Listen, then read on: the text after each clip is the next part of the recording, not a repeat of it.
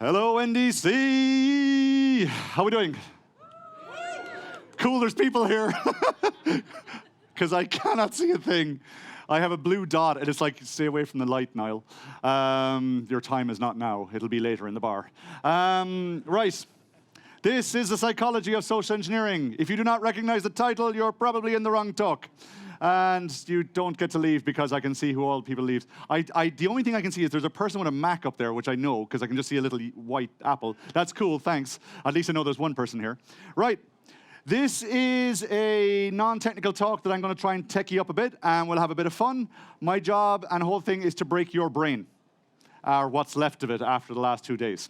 So when I put forward this talk, I go, Psychology of Social Engineering, and people go, Lasai, this is going to be boring. Techie it up, Niall. So hacking the human OS is a much better way of doing it, because, you know, we are currently in the Vista stage of our releases of OSs. We're kind of there, we're kind of not. People are very broken. They're also the most vulnerable part of any given system, and I'm going to show you how to break them, or how people do it to you.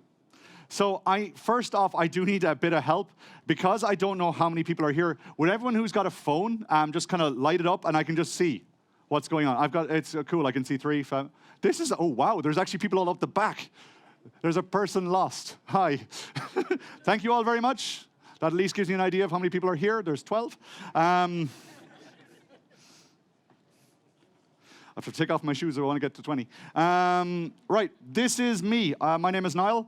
I am the head of cybersecurity for Norway at Capgemini. I'm an MVP, ASP Insider, Azure Advisor, all those cool titles. I tweet a lot at Niall Merrigan, so please tweet me if you like my talk. If you didn't like my talk, just come and talk to me over a pint, and you buy the first round, and we'll see where we end up. And I can be emailed, website, all that. So I built this talk, and I thought, you know, it's a real fun thing, because I take stuff from real life. I see how people react to certain things, and I watch a lot. And when I was building this talk, I had this slide on my computer. And my 6-year-old rocks in, showing me this amazing piece of Lego that I'm very proud of, because he likes Lego as much as I do. And it's a really good excuse that honestly, honey, I bought the Lego for him. Niall, it says 16 years plus. He'll grow into it once I'm finished with it. And he goes, Papa, Papa, Papa, there's a Mikkelrev. I said, use your English words. And he goes, there's a fox? And I'm like, yes, there's a fox on your screen. And he goes, I said, yes, there is. What else do you see? And he goes, a fox? I said, yes. And he goes, look closer. And he goes, what do you mean, look closer? And he says, do you see feet, elbows, bums, hair? And he's like, what? Where do they come from? And I said, this is people. And he goes, there's people in that fox. And I'm like, there's people in that fox. And he goes, okay. You can see his little mind exploding a little bit here. It was like the Lego was dropped at this stage, and now he was very fascinated by this people fox. And I went, and he goes, what is this, Papa? And I says, it's art, or so my wife or your mother says. And he goes, are there people in everything else? And I says, no, but you can look. And so now he was frantically looking around at all the different things in the house, trying to find people. And my wife rocks in and goes, what did you do to him? And I said, what do you mean what I do? He's outside there scrambling around. Look, is there a person in there? And I went, I showed him this picture. He's a 6-year-old. His imagination's running wild. And he goes, okay. But it is a thing of once you see something like this and you know what to look for, it becomes a plain sight, a problem you go, of course. Right? How many of us have had this kind of thing where, you know, I show you a solution to a problem, you go, of course, it was always that. Or you open the fridge and you're looking for butter and you're scanning and scanning and scanning. You're like, can't find the butter. You close the fridge, 2 seconds later, you open it. Oh, there it is. How many of you done that? You know, it could be a fridge full of butter. You wouldn't find it. Your wife comes in, she goes, are you stupid? And I said, I'm probably blind. I just can't see it. And she goes, well, it's right there. I said, oh, good. But it is because we start becoming more aware. And this is like, for example, we see scams being pulled on people. And you go, of course. So the big one for everyone in Norway has been the Microsoft, or the call center in Microsoft ringing you up and telling you have a virus. Any of you got that? Any of you played with them? Any of you just wished you could do more? This is one of my colleagues. He goes, I've got one. I said, what have you got? What have you got? And he goes, I've got one of the guys from Microsoft ringing me. And I says, and we all went into panic mode. Who's got the oldest VM in the house? Someone fire up Windows 95. Okay? Windows 3.1. What we were literally seeing, could we install Windows 3.1 on a VM? Do it. I just and confuse the crap out of them. But for us, that was common. But for example, my grandmother, my wife's grandmother, rings me up because, Niall, the people from Microsoft rang me again, and they said I have a virus on my computer. And I says, well, you don't. I've sorted all that out. And she goes, why do they keep ringing me? And I said, it probably has something to do with your number is like 47000017. And she goes, why? Would it? And I says, well, it's the 17th number in that string, so it's probably that's what they're doing. And he goes, do you mean there's someone manually typing? I said, no. Now, God bless her soul, but it was just that she couldn't understand it. Now, what I want to show you here a little bit more is that we are not, technical people are not the first people to use social engineering to get their way. Marketing and sales have been doing this for years. All right? So what have we on screen here? It is a perfume, a men's cologne. How do you sell men's cologne without smell-o-vision? Okay? Think about this. I put this on thinking your own, I bet that smells lovely.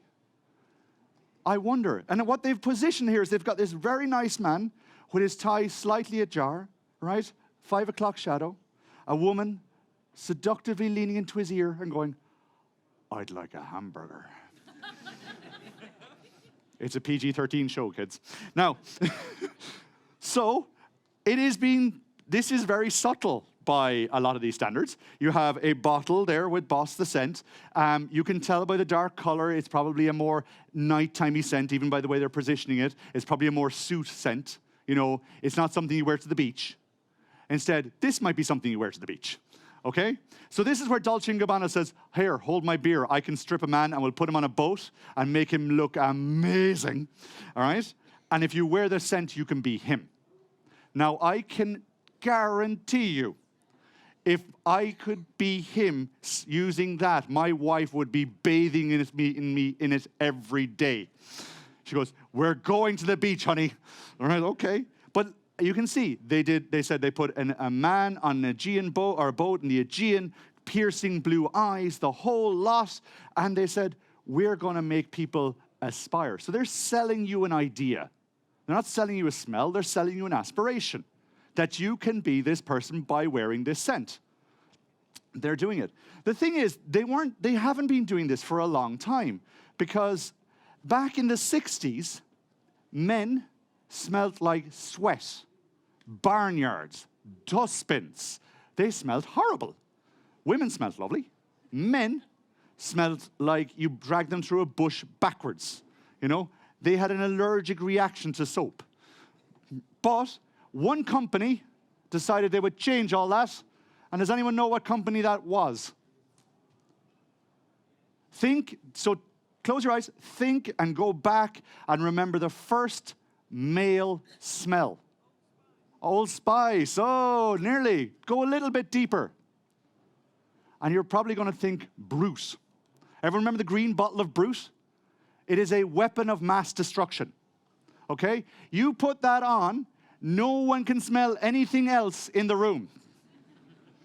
Very popular in student bars. Put on Brute. And the thing is, if I tell you about Brute, you're all going, oh yeah, it smells like Dad. Granddad had that. It's the first masculine smell. And how do they market it? Very simple. Hope this works. Every man who wears Brute, there's a woman who loves what he smells like. Because there's something about Brute that's nice to be close to. Honey, I was just thinking about you. Brute, it smells like a man. Fairly obvious for men. It smells like a man. All right? What are we going to do? Well, guys, we can only sell it if they like it. So what do? It smells like a man. Job done. Right? Did everyone notice the old phone, by the way? I get a bit kind of nostalgic. My son said to me one day, he goes, Papa, why don't we put phones on the wall so we can always find them? And I was looking at him going, good idea, son. Good idea. Don't show him the old photos. So, another company says, we can do better, and they doubled down. And that was? Hello, ladies. Look at your man. Now back to me. Now back at your man. Now back to me. Sadly, he isn't me. But if he stopped using lady-scented body wash and switched to Old Spice, he could smell like he's me. Look down. Back up. Where are you? You're on a boat with the man your man could smell like. What's in your hand? Back at me. I have it. It's an oyster with 2 tickets to that thing you love. Look again. The tickets are now diamond. Anything is possible when your man smells like Old Spice and not a lady. I'm on a horse. So they double down. Smell like a man, man. It's like, if you're going to do it, reiterate it, you know? So they were very effective. And these 2 companies have fairly much revolutionized how we think of male cologne, because before that, it was not something was being done. And this has gone on. Now, they're not the only people that do this type of suggestion that you can you can smell like a man or have an inspirational thing. We also have things like, for example, boxer shorts. So these are Calvin Klein boxer shorts, modeled by a very strange boy, Canadian, I hear. And the thing is, they're selling an aspiration. You can look like this if you wore these. Unfortunately, ladies and gentlemen, we're more likely to look like this. I am super proud of this slide. It is so much more normal that that was how we would look. Now, the thing is, they're cheating here because they photoshopped him. And as you will notice, they enlarged certain parts of his anatomy. His bicep. So there you go. There's a whole lot of people now putting in reds inside in the bucket. I am blind and scarred from this talk. Right? Car companies also do it. So this is a Kia SUV. This is parked outside a lovely house with an exceptionally good manicured lawn. All right? My first criticism of this photo: how the hell did they park the car there without driving it over the lawn? And when you spent that much time parking it, why did you end up on the concrete? Okay? So they are sending a message here, you know. They're sending a very simple message. You can park like this outside your house, but you'll never make it inside.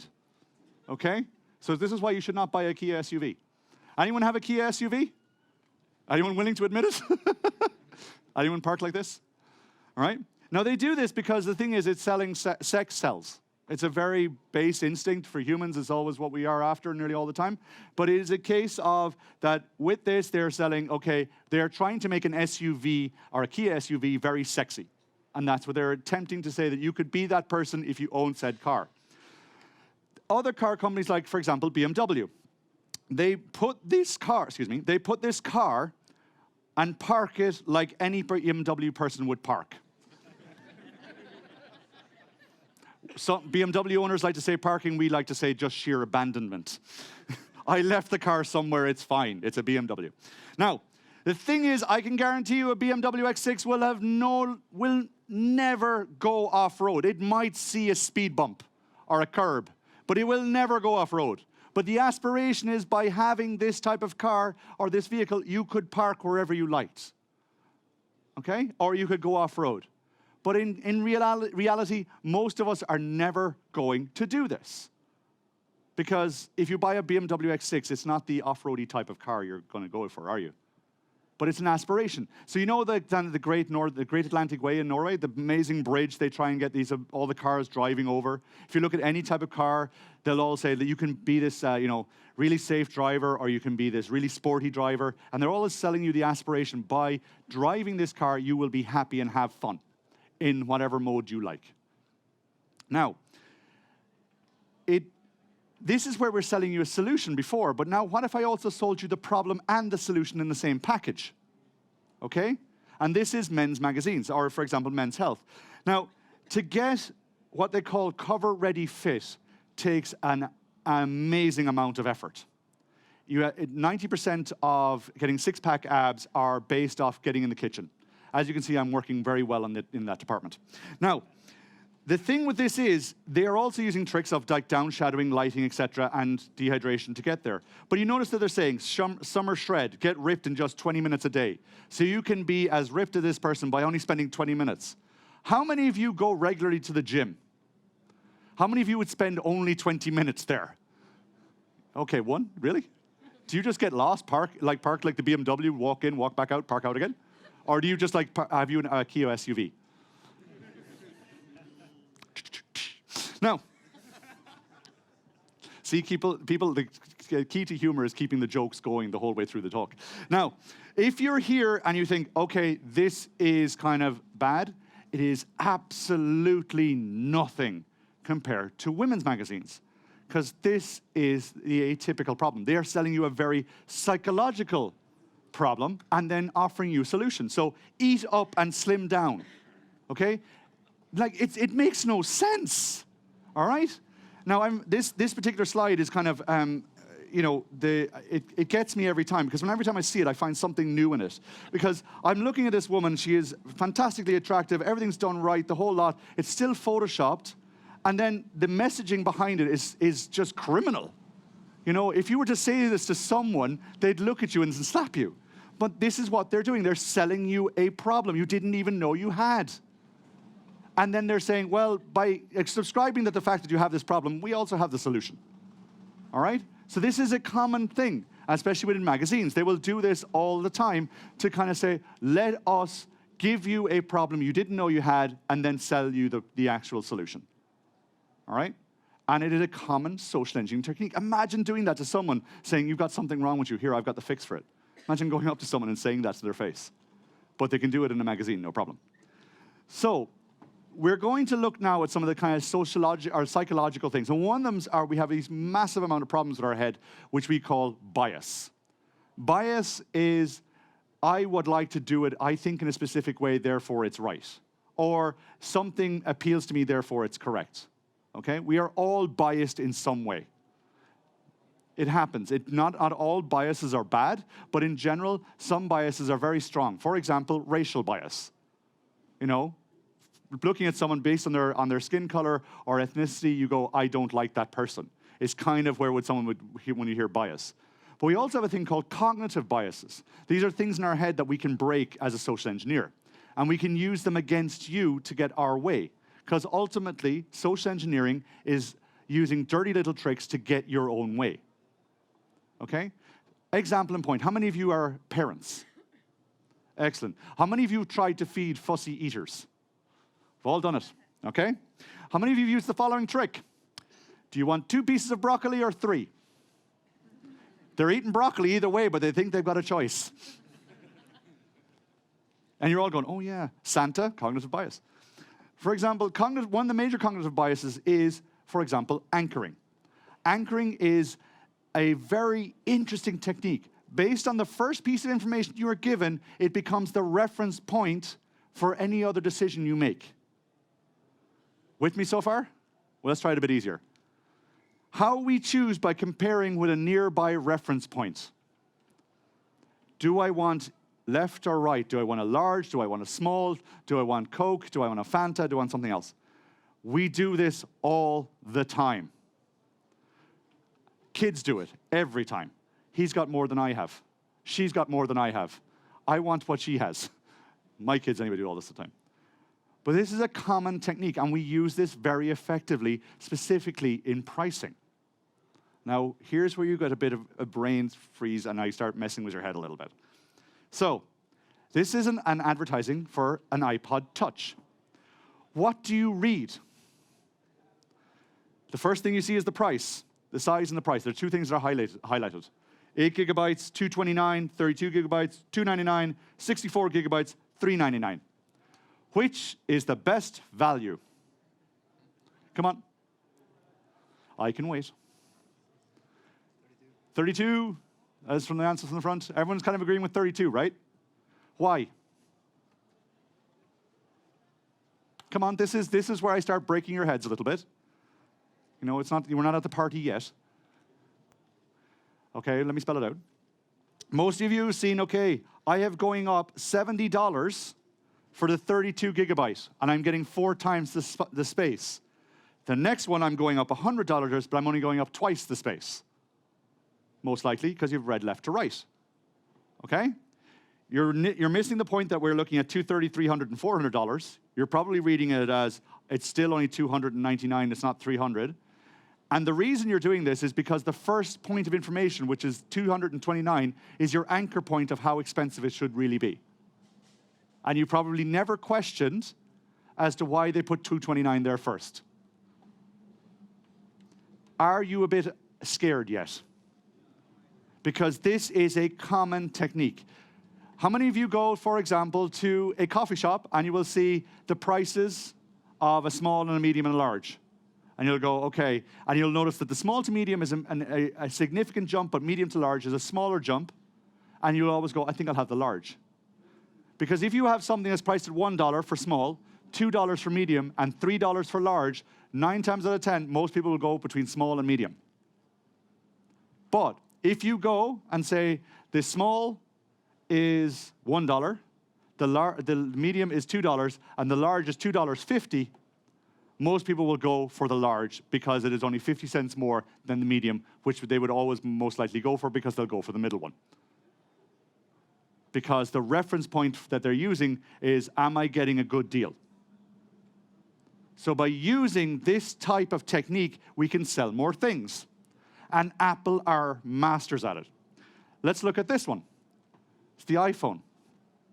So you're probably reading Wi-Fi $499, $599, $699, and you're going Wi-Fi and 3G, $629, $729, $829. But you're not comparing up and down, you're only reading left to right. Because Western society reads left to right, we don't compare up and down. Because if the one you want is Wi-Fi and 3G, you're starting your base point at $629 and working, is it more expensive or where do I want to put myself? You're not probably going to go, oh, because if it was Wi-Fi and 3G were side by side, I can guarantee you they wouldn't sell that many Wi-Fi plus 3G. Because people would be looking at the comparison going, it's too much for just 3G. But they've put all the information in front of you, and the worst part is we're all looking at it going, that is crazy. And when you look at this, you start to begin to question how they do pricing. If you want to sell more things, you create an anchor point. Something that a customer will go, I can reference that, and I now know how plus or minus expensive it should be. If you have 2 things, it is much easier to compare and to say, well, is it good or bad? If you want to successfully sell things, put 3 products on the market. Price them in such a way that the one you want is the most attractive, and there's one that's really far off for the people who don't care about money. Kindle did this, a lot of other companies do this, they all release in this kind of scenario. And they're not the only one that do this. A lot of other companies do it like this, where they will do a sliding scale from most expensive down to free. Because they'll say, well, most people, as you can see, Bonafide, $29.95. Of course, we're using the 95, which most people are ignoring, so they're seeing only 29. All right? And they're then going, okay, I don't really want to spend $200. I don't want to spend $70, but $30 is okay. And it's better than the free. Because the pricing model works on the first pit. If you're going down $199 to $299 to $29, or like $200 down to $30, is a significant jump. And you don't think you're paying as much as you would want to, or should do. It's a real sneaky little thing. This one gets me as well. It's the New York Times. So normally what happens is most people start comparing, and then they eventually spot the little thing that causes the problem. Has anyone spotted it yet? Huh? Different currencies, exactly. Huh? Let's try here. $4.50. What? Now, the reason I'm using this particular one, they have $8.99, $14.99, but you get 2 things. You get the kind of unlimited archiving, so you can get extra 2 gifts, and then there's digital and home access. Way back when, New York Times offered their digital subscription for $90 for 6 months. They offered their print edition for $130 for 6 months, and they offered their print and digital edition for $130 for 6 months. So it was $90, $130, and $130. Which do you think most people picked? the two things for 130. Why? Best deal was two things for 130. I'm getting the $90 value plus I'm only paying an extra $60, which for something that should be 130 on its own, or $40 for something that's 130 on its own. Do you think the New York Times were mad to do that, or very clever? I'm hoping people are nodding and saying very clever. Why do you think they did such a thing?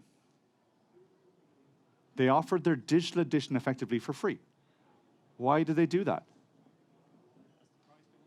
That's the price they wanted. Good answer, but no. What is the ultimate goal of a newspaper? To sell newspapers. So what do they need to do? They needed to sell the print edition. So they made the print edition a kind of a good value target and then threw in the digital edition. What do you use to create the print edition? The digital edition. So you already had that, so that was going in.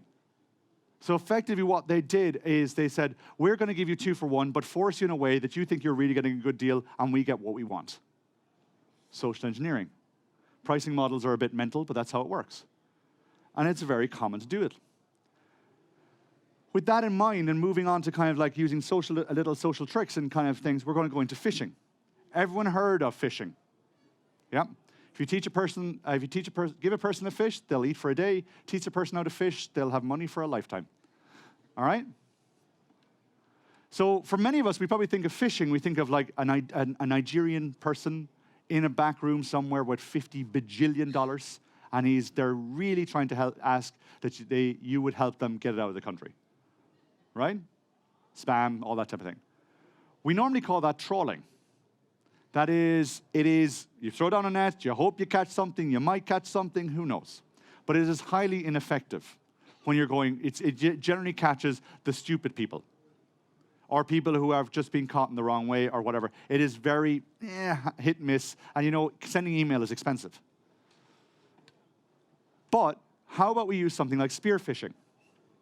So, how many are you tweeting today? Excellent. How many of you use the NDC Oslo hashtag, which is trending? Great. And how many of you kind of like put out information that you're at here, you've watched something and whatever? Excellent. So for me as a spearfisher, what I would end up doing is I'd spot who you are, look at your username, kind of find out some information about you, and then send you some information related to your recent activities, and you think, that must be real because they wouldn't know I was doing that. All right? To put it in context, when Foursquare was still a big thing, you'd do a check-in. You'd see a check-in at Foursquare for Starbucks. You could then work out from LinkedIn, okay, who that person was, because you can see their email address and whatever. And it's like, great. You use LinkedIn, use this, and you send them an email saying, oh, thanks for your recent, from a spam email, you say, thanks for your recent check-in at Starbucks. We really appreciate your business. Here's a 50 kroner PDF voucher that you can print and get 50 kroners off your next drink at us. How many people would not open that mail and double-click the PDF? That you got a free voucher and 50 kroner off the next coffee. Nice. They recognize me. I'm lovely. Tiny pieces of information give people such an insight into your way of working that you can go, cool, I can use that now to attack someone. And spearfishing is very, very effective. But there's a bigger version. We call it whaling. Very popular in Norway and Japan. Not so popular in the other parts of the world. Things I have sent my mother pictures of include whale meat, which he just went, what's that? And I said, it's a very dark steak. So when we do kind of, for example, whaling, what we'll do is we'll go after the CEO. Now, who is the most powerful person in any company? I can't see anyone, but do you want to try? Anyone want to shout it out? I know this is really hard with a Norwegian audience, but you can try in Norwegian, I understand. CTO? No. The main admin, correct. The PA to the CEO is the most powerful person in the company because what happens there is they tell the CEO where to go or what they're meant to be doing. So when Joan is off in Tokyo and she's at a meeting, I ring John and say, hi, John, my name is Niall. I work in Capgemini. I'm looking for Joan. I'm supposed to have a meeting with her. Oh, she's in Tokyo, Niall. All right. Do you know what? I'll ring her on her mobile. Thanks very much. 2 seconds. I now know that Joan's out of the country. I know I can send mails from Joan to somebody very high up. Joan gets a bit pissy when she's in Tokyo and doesn't get good food. And so I send out, you need to send $1 million to this account, otherwise we will lose the contract. Do it now. Someone goes, oh crap, Joan's annoyed. Boop. Some guy in Ukraine is going, da. Vodka, yeah? Oh cool, $1 million, my Nigerian friend, woo! But this is very common. And the timing is important. Do it on a Friday, 5 o'clock, just as month end happens, when people are really stressed and want to go home. When the idea of a beer bottle is really appealing and not the idea of a very angry boss. Certain cultures are also very susceptible to this because they just follow orders, or very hierarchical cultures are very susceptible to this. Norway, not so much. And Norway is a little bit protected because of the use of the Norwegian language, which is good. But the problem happens is it is all down to human error, all right? Now, hopefully many of you have seen this, but it is like, we all have this, in this corner, we have firewalls, encryption, antivirus software, etc. And in this corner, we have Dave. Now, we all channel our inner Dave. Every one of us channels our inner Dave. How many of you went, oh, I shouldn't have clicked that link? How many of you went, oh, I wish I didn't look at that clickbaity title. Why am I still looking at Imager at 3 o'clock in the morning? You know, we all do this. Our inner Dave can be very strong. And when inner Dave comes out, human error is a very, very powerful tool, and we exploit it very, very quickly. So the one thing I always say is, human error is the thing we're looking for. And the great thing about things like common sense is it's not very common. So we can exploit that too, right? Any of you use LastPass? First off, how many of you don't use a password manager? Oh boy. Okay, can you send me an email? Just with your details, why you only use one just have a single password. Is there any reason why you don't use a password manager? Just being very honest about this, very serious. No? Yes? Is it just laziness? Is it just never knew you should use one? Excuse me? Passphrase slightly modified. Okay. Really? In 4 languages? Huh. Is that all? You, sir, we must have a discussion. Well, this is LastPass. This is a password manager. This is what people who like to be secure use. I will talk to you a little bit about that with the kind of idea of why language things are a bit odd. But for example, this is a normal login, kind of what happens when they say, we need to put in your password, and it says, let's inject this password into your page. And this. Does anyone see the problem with this?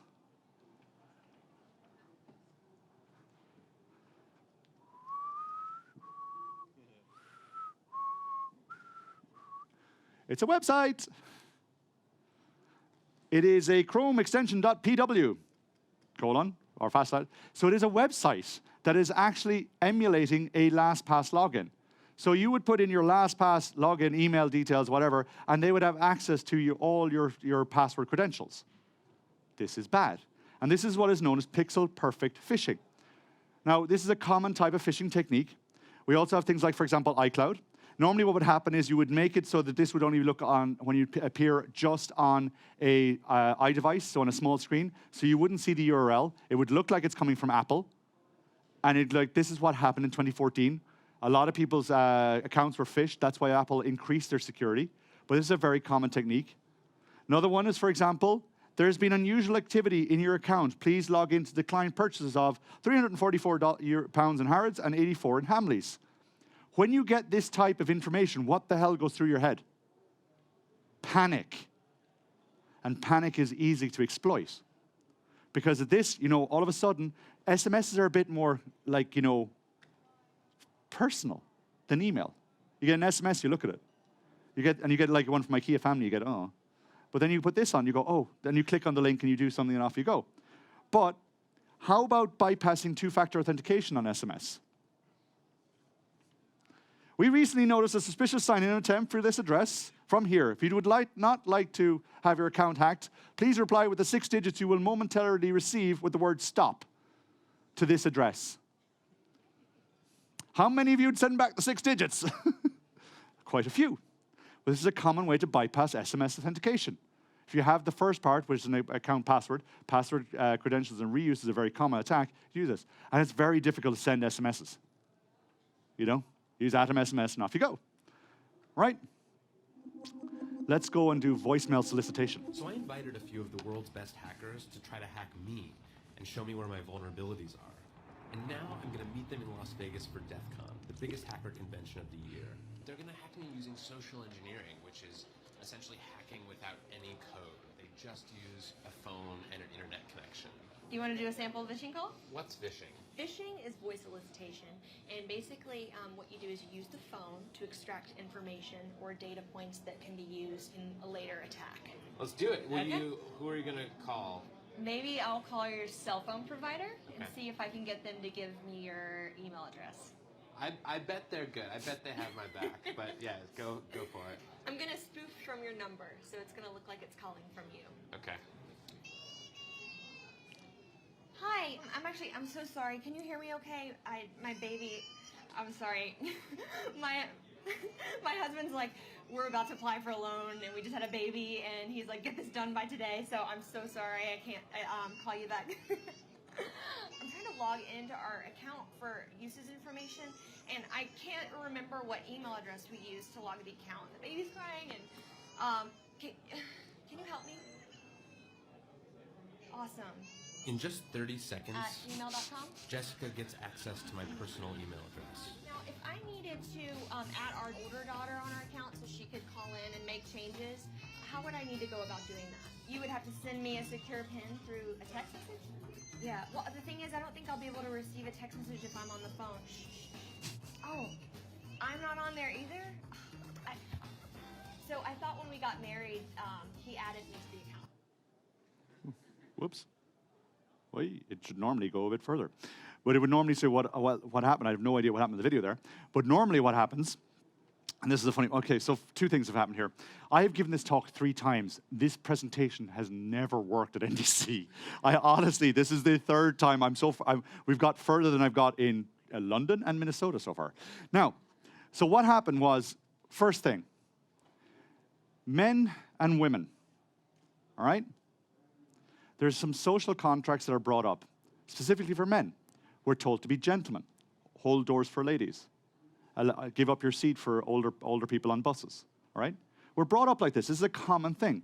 So what we're going to do now is exploit that. So did anyone pick up on the conversation?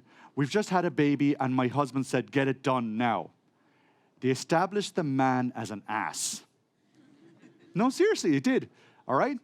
And the woman is in distress, is in trouble, needs help. Humans like to be helped, or like to give help.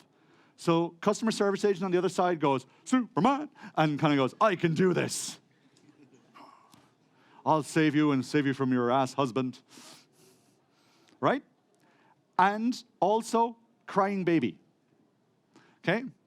When I was younger and I got on a plane and I'd see a baby, I was like, oh God. All right? Then I discovered Bose headphones and I went, woohoo! Goodbye, kids. Right?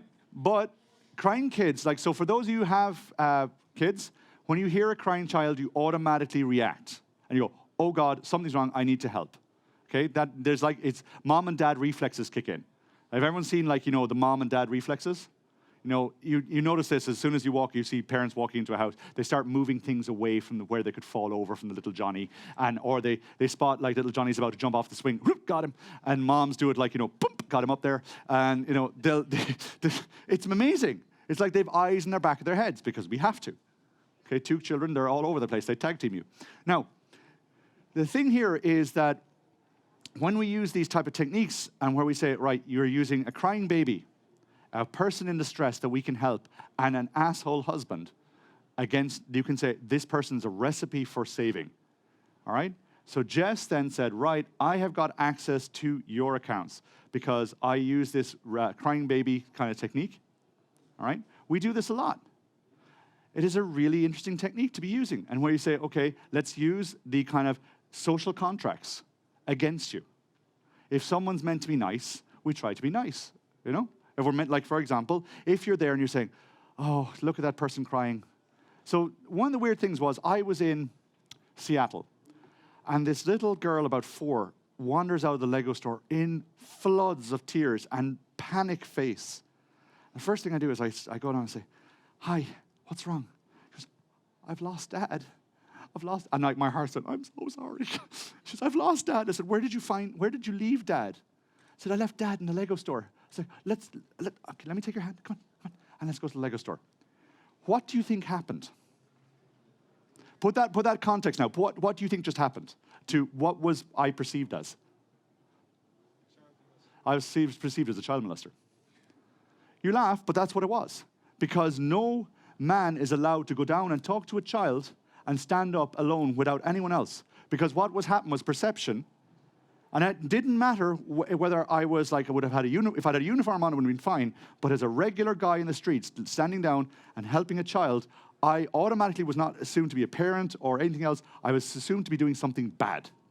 Because that is the world we live in. And that's the bias kicking in again. All right? Now, I grabbed the girl's hand and I brought her over to the Lego store. And her dad rushes out and he's got these daggers on me. I'm like, she got lost. She's really upset. I brought her back because she was getting very scared. Don't scare her anymore. If it was my kids, I'd be very happy that you brought them back. He goes, oh, thanks. Whew. Oh, thank you. You okay, darling? You okay? Don't run away from Dad. I'm like, got to turn around because I'm about to be shot. You know, this is the US. But if it had been something else, if it had been like a help to an old lady across the road, not a problem. Small child, it doesn't look so good. And that's because we use bias, and that's because of the fact that the social contract says that, you know, we're not supposed to do this. We see this all the time. And it's a very unfortunate product of our society right now. But when we look at social engineering, we look at other ways which we can use these dirty little tricks to get our own ways, right? So when I put this up on screen, what do you see? What do you see? A pregnant woman. What is never associated with pregnant women? Alcohol? Good answer. I wasn't expecting that. You just caught me like left, right. I'm like, alcohol. Well, yeah, I suppose you're right. I would have said not being evil. Like being evil. No one assumes pregnant women are evil. Pregnant women are creating life.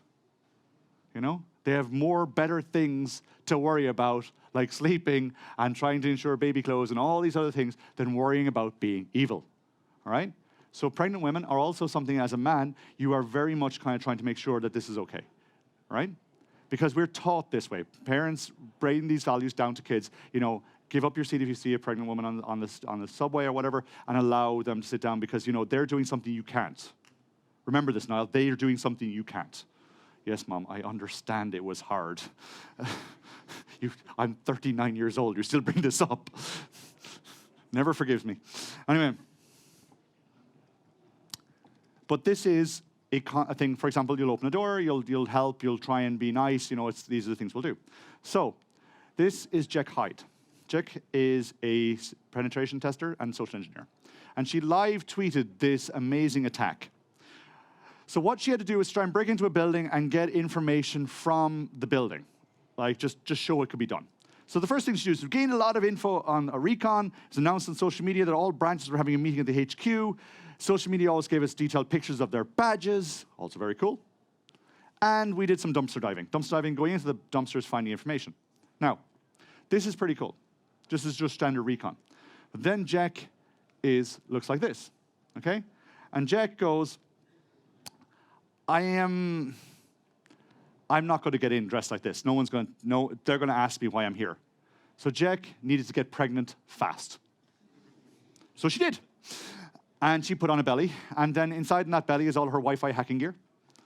She's going to give birth to a lovely tri-band router, mesh network, twins, right? And now we've all heard the old story. The easiest way to break into a building is to be carrying a box and wearing a high-vis vest. Ladies and gentlemen, it is a little bit easier. All you need to be doing is carrying 4 coffee cups, right? I don't remember who said this first, but coffee carriers fill hands and open doors. The four in the carrier are filled with water. So imagine, very pregnant lady. My ankles are killing me. My things are swollen. I'm uncomfortable. Can you open the door? Sure. In you go. So in she goes, and she says, between the belly and the bunch of coffee, I had people jumping to open doors for me. Because she's exploiting a couple of things. one, people are nice. two, no one expects a pregnant lady to be carrying Wi-Fi hacking gear in their tummy. Now, remember my son going looking for people in places? You can imagine me going, there's no Wi-Fi signal here. How's the kid going to play Pokemon Go inside there? Anyway, okay. So this is just an example of using very kind of these type of attacks against people. And it's very handy. It works really, really, really, really well. But we also use social stereotypes, right? So I am Irish. So what is the first thing that comes to your head when I say, I'm Irish? Alcohol. That's exactly. See, you can see where the two of you are going. You know, pregnant women, alcohol. Irish, alcohol. Pregnant Irish person, double alcohol. Shots. Okay. But I use it all the time. Hi, I'm Irish. How's it going? You all right? Hey. Up in Bigara, top of the morning to you. Fuck on. That didn't come out well. But we use it all the time because no one expects the Irish guy to be the hacker in the room. It's great. What's he doing? I don't know, but apparently our Wi-Fi's dead. We're all connected to me. So it's a real good thing to use because, you know, you meet an Irishman, the first thing you do is, oh, do you want to go to the Irish pub? We just call them pubs back home. You know? And it's really odd, but this is something we do. And we can use this against people because, oh, the Irish are great crack. There must be Paddy's Day is coming up. It's fantastic. We're all Irish that day. It's great. We're green. We're puking up green beer. It's fantastic. And that's not what it's meant to be. You must hate the English. How did you know? You know, do you know John from Cork? I said, is he about this tall, has hair? They go, yes. I said, I know John. It works. Automatically, you know, working, it's like go to the US, hi, I'm Irish. Oh, my grandfather's great dog was Irish. It's like, that's lovely. Where is he from? Yahoogle? What? Yahoogle? So, no, it's called y'all back home. So, like, this is a common thing, and we will use it. Now, so when you see American cops, you think bagels, you think donuts, and shooting people, you know? Too touchy? Shooting innocent people. Sorry, my bad. Clarification from the Yank in the front. That's what you call a team up. It's like you pass out the joke and they just throw it back to you. better wrapped up. But this is a common thing. So we do this. And of course, we do this all the time when we do social and racial profiling, or what they call profiling, or I like to call bias and racism. We do this all the time. You see a person of a certain color wearing a certain drab or gear, and you automatically think, oh, you back off because you're afraid. We do this all the time. Stereotypes are used. So when you have a stereotype that's working in your favor, you play up to it. So I ring up people, and I know if I ring up certain countries, and I turn the Irish accent up to 11. And it's like, literally this guy just escaped from the farm, 11. Hello, how's it going? I'm trying to come over to your country, you know? And people are going, excuse me, sir, I don't understand what you're saying, you know? And it works really well. Because they don't think you're going to do something bad. Because Irish people are never like that at all. Honest. I'll leave that one hang because that usually works better in England. There's another really interesting thing, as what is known as the Benjamin Franklin effect. And this is where I really break your head. So if I was to walk down Karl Johan offering out 500 kroner notes to people, how many people would you think would take it? Very few. And why would you think they'd not take the 500 kroner notes from the Irishman? Excuse me? We don't use cash. Bravo, bravo. Give that man a round of applause. Let's go back. Oh, it's brilliant you don't use cash. Hey, well, you're not wrong. So you're getting heckled by the people now. You're getting a bit brave in there in the dark, aren't you? Brilliant. They don't use cash. I don't know where to go with this now. They'll think we're crazy. There we go. They'll think you're Irish. Okay. But if you go and ask someone for a favor, a small favor, all right? One of the weirdest thing is they will help you. And if you ask them for a second bigger favor, they're more likely to do it for you as well because they will trust you. It is a really weird thing. Go and offer help to someone. They'll back off and go, what's the catch? Go and ask someone, I need a little bit of help. And can you also do X? All right? And then they'll say, great, you need to do this. Okay. Oh, right, okay. Yeah, I'll help you. Because we don't want to be beholden to people. We don't want to be like in their debt. At the same time, using this type of technique, it means that what we'll do is we'll get the first initial thing. Person will then say, well, if they're asking me again, they must really like me and trust me, and therefore I should trust them because they really like me. And all of a sudden you're going, huh? And door salesmen, when they hold the door, can you leave, you're hurting my foot, can you let me in? Okay, and now we start to have a conversation. Asking for a favor first leads to more favors rather than trying to offer help first, which will most likely end in rejection. It is a really weird thing to break people's head with the idea that if I ask you for help, you're more likely going to help me more. And then I can get you to do different things that you wouldn't normally do. To put it in perspective, hi, this is Niall here from Capgemini. Listen, John, I'm trying to send over a PO. Can you open the file for me and just like verify? Because I can't get this thing working. My boss is on my back. If I send you an email with this PDF, will you open it? To check and help me. And most likely, John will open said PDF. Now, PDF will contain something else. It'll crash, of course. And I'll go, oh, John, what happened? He goes, oh, my thing crashed. I said, oh, what version of Adobe Acrobat are you using? 7? Oh, right. Mine, I'm using 11. Maybe it's just a problem. Listen, my manager's about to ring me. I'll call you back. Ask for help. Get them to infect their computer. I take it over. I ring them, and they'll help me. And that is because I've asked them for a favor. Where if I sent the email with something else, they more likely wouldn't. But by me asking for help, they will. So the key takeaways from this, social engineering is the use of dirty little tricks to get your own way. All right? Parenting, we also call it sometimes. All right? Or generally living. We use kind of different psychological, sociological, ideological levers to get people's heads in a way where we can use them against them. And the worst thing, it's not overt. It's always quite subtle. So if you're always being presented with something too good to be true, it probably is. And if you read it on the internet, it's probably false. Ladies and gentlemen, that's the psychology of social engineering. Thank you very much. So, I'll open the floor to questions. Yeah, was expecting that. Please vote. Put a green in if you liked it. Put a yellow in if you didn't like it. And if you want to put a red, come talk to me first. All right? Ladies and gentlemen, I thank you so much. This has been my last NDC talk. I'm going to take a break for a year and a bit. I want to thank you for being the last audience I will present against in Norway for a long time. Thank you so much.